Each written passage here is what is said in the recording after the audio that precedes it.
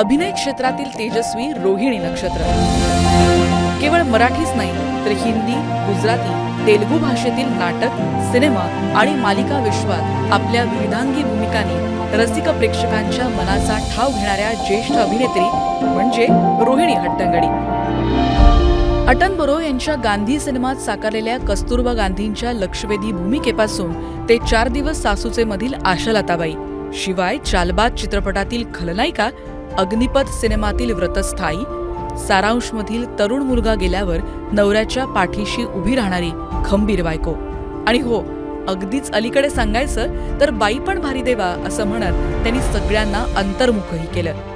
या अशा कित्येक भूमिका त्या अक्षरशः जगल्या आणि त्यांनी या भूमिका अजरामरही केल्या. या प्रवासात रंगभूमी हे रोहिणीताईंचं पहिलं प्रेम. त्यातल्या अनेक नाटकांमधल्या भूमिका प्रेक्षकांच्या पसंतीला उतरल्या. आज 70च्या उंबरठ्यावर असणाऱ्या रोहिणीताईंनी गेल्या 4 दशकांपासून अधिक काळ आपल्या अभिनयातून प्रेक्षकांचं निखळ मनोरंजन केलं.